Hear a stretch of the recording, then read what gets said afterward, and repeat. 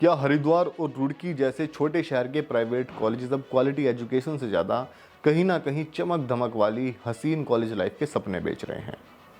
College की पढ़ाई की गुणवत्ता में कमी, अयोग्य स्टाफ और कहीं ना कहीं कोर्स की भरमार, इससे ध्यान भटकाने के लिए इस तरह के इवेंट्स किए जाते हैं, चमक धमक वाले इवेंट्स किए जाते हैं और ये एक ब्रांडिंग स्ट्रेटजी बन चुकी है ताकि स्टूडेंट्स में कॉलेज बहुत ज़्यादा पॉपुलर हो सके और सोशल मीडिया और रील्स के माध्यम से छात्रों में अलग पहुंच बना सके। नमस्कार, मेरा नाम है हर्षवर्धन और आप देख रहे हैं वो रिपोर्ट जो आपको सोचने पर मजबूर कर देगी। दरअसल हाल ही में हरिद्वार यूनिवर्सिटी से एक ऐसा मामला सामने आया जो कई सवाल खड़े करता है और प्राइवेट कॉलेजेस की इस ब्रांडिंग स्ट्रेटजी के बारे में आपको जानने की आवश्यकता भी है। मैं इसका जिक्र इसलिए आपके सामने कर रहा हूँ क्योंकि इस इवेंट की जो टाइमिंग है वो एडमिशन प्रोसेस से ठीक पहले की है और ये सोचने पर मजबूर आपको इसलिए भी करता है क्योंकि इस वक्त कॉलेज में जिस तरह के इवेंट्स किए जा रहे हैं, डीजे नाइट और कई फीमेल आर्टिस्ट को बुलाकर एक आकर्षण बनाया जा रहा है स्टूडेंट्स में, ताकि आम बातचीत में ये प्रचलन बना रहे और इनकी पहुंच स्टूडेंट्स तक बन जाए। आमतौर पर स्टूडेंट्स ऐसे कॉलेजेस में एडमिशन लेना ज़्यादा पसंद करते हैं क्योंकि एंटरटेनमेंट में डूबा युवा आजकल हर जगह सिर्फ एंटरटेनमेंट और एंटरटेनमेंट ही चाहता है, क्योंकि आजकल आदतन इस तरह की जो प्रचलन है वो बढ़ता जा रहा है। हाल ही में हरिद्वार यूनिवर्सिटी में एक ऐसे ही एनुअल फंक्शन का ऑर्गेनाइज किया गया और हरिद्वार यूनिवर्सिटी के इस कार्यक्रम में कई ऐसे कलाकार बाहर से बुलाए गए थे जो कि अपनी प्रस्तुति दे रहे थे। ऐसे में कुछ छात्रों ने बाहर के कुछ युवकों के साथ मिलकर, कहा यह जा रहा है कि वहाँ की जो फीमेल आर्टिस्ट थी उनके साथ बदतमीज़ी की गई और उसके बाद झड़प हुई। मैनेजमेंट ने इसको रोकने की कोशिश की तो उनके साथ भी बदसलूकी की गई, मारपीट की गई। हालांकि वहाँ के जो वाइस चांसलर हैं उनके साथ भी मारपीट बताया जा रहा है। इसके बाद 12 लोगों पर मुकदमे दर्ज किए जाते हैं, जिसमें कि 4 छात्र कॉलेज के अंदर के ही हैं। ये मामला कई जगह सवाल खड़े कर रहा है और इस तरह सवाल इसलिए भी खड़ा कर रहा है क्योंकि यहाँ जो इस तरह की ब्रांडिंग स्ट्रेटजी अब अपनाई जा रही है ये कहीं ना कहीं नुकसानदायक हो सकती है कॉलेज की प्रतिष्ठा को गिराने में भी। और ये आमतौर पर देखा भी गया कि कहाँ कॉलेज अपने जो प्रतिष्ठा है उसको बढ़ाना चाह रहा था, लेकिन एक मामले ने किस तरीके से पूरे माहौल में कॉलेज की प्रतिष्ठा पर फर्क डाला है। अब बात सामने ये भी आती है कि जिस तरीके से आज प्राइवेट कॉलेजेस कहीं ना कहीं रील्स इन्फ्लुएंसर्स का अड्डा बन चुके हैं, जहां कॉलेज लाइब्रेरी में सन्नाटा छाया हुआ रहता है, लेकिन रील्स बनाने के हर अड्डे आज गुलजार रहते हैं। और आप सोशल मीडिया प्लेटफॉर्म्स पर भी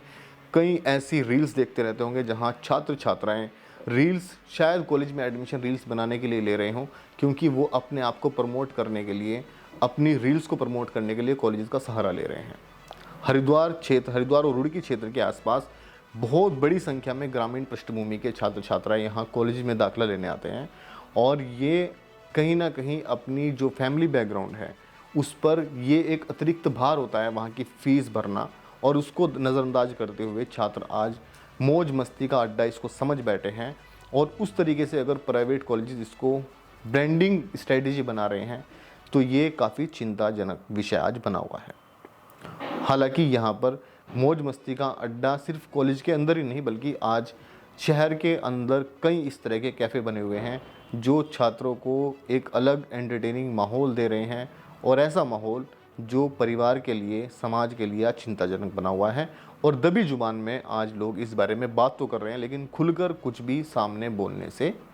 कतराते हैं। और सबसे गंभीर बात यह है कि कहीं ना कहीं कॉलेजेस में आज नशे का प्रचलन भी बढ़ता जा रहा है और इस बात से आप सब बहुत अच्छी तरह वाकिफ़ होंगे और कई मीडिया रिपोर्ट्स के माध्यम से ये जानकारी भी समय समय पर मिलती जाती है। सवाल ये भी है कि उत्तराखंड बनने के बाद जिस तरीके से कॉलेजेस की भरमार यहाँ देखने को मिली और उसके बाद एक सिलसिलेवार तरीके से इन कॉलेजेस को यूनिवर्सिटी की एफिलिएशन दी जा रही हैं, किस आधार पर दी जा रही हैं, क्योंकि यहाँ एडमिशन लेने का नज़रिया सिर्फ शायद यही रह गया है कि खुद का अगर यूनिवर्सिटी होती है तो यहाँ पर एग्ज़ाम भी यहीं कंडक्ट किए जाएंगे और कॉपीज़ भी जो है वो यहीं चेक की जाती हैं, इसलिए बच्चों का पास होना बहुत आसान होता है। इस नज़रिए के साथ भी काफ़ी बड़ी संख्या में स्टूडेंट्स इसमें एडमिशन्स लेते हैं और एक मुख्य आकर्षण यहाँ की जो चमक धमक वाले जो इवेंट्स हैं वो भी बने रहते हैं। क्या इस तरह के बिजनेस बनाने के लिए प्राइवेट कॉलेजेस को एक प्लेटफॉर्म बनाया जा रहा है जहां सिर्फ डिग्रियां बांटी जाएंगी? और ये जो प्रचलन है ये तेज़ी से बढ़ता जा रहा है, जितने भी कॉलेजेस यूनिवर्सिटी में तब्दील हुए हैं उसमें एडमिशन्स की संख्या बहुत बड़े स्तर पर, बाहर के बच्चे भी लगातार इसमें एडमिशन्स ले रहे हैं और माहौल एक अलग तरीके का, शहर का ही नहीं कॉलेजेस का भी अलग तरह का बनता जा रहा है। लेकिन विषय गंभीर ये है कि हम किस तरफ जा रहे हैं। क्या वो माँ बाप जो तमाम सेक्रीफाइस करते हैं और कॉलेजेस की फ़ीस भरने के लिए अतिरिक्त भार वहन करते हैं, वो अपने बच्चों को एक ऐसे माहौल में धकेल रहे हैं जहां आज पढ़ाई की गुणवत्ता से ज़्यादा कहीं ना कहीं ध्यान इस तरह के इवेंट्स पर दिया जा रहा है। और जो सोशल मीडिया के ज़रिए रील्स को, इन्फ्लुएंसर्स को प्रमोट कर रहे हैं, इन पर लगाम नहीं लगा पा रहे हैं, ये संकेत कहीं ना कहीं चिंताजनक बने हुए हैं। एक दिन जब ये कैमरे की चमक धमक बंद हो जाएंगी, ये रील्स बंद हो जाएंगी, आप नई ज़िंदगी का हिस्सा बनेंगे,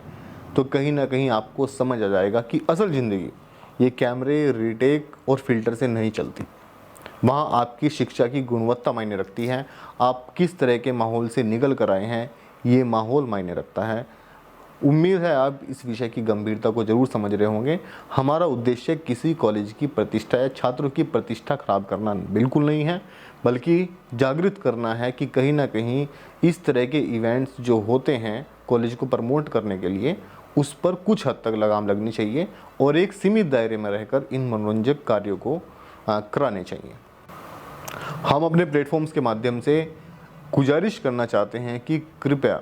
अपनी आंखें मत मूंदिए, जागृत होइए और इस विषय की गंभीरता को समझते हुए इस पर ध्यान दीजिए। और हो सकता है ये आपको आने वाले समय में, आपके बच्चों को और आपको बहुत ज़्यादा प्रभावित करे। आपका बहुत बहुत धन्यवाद।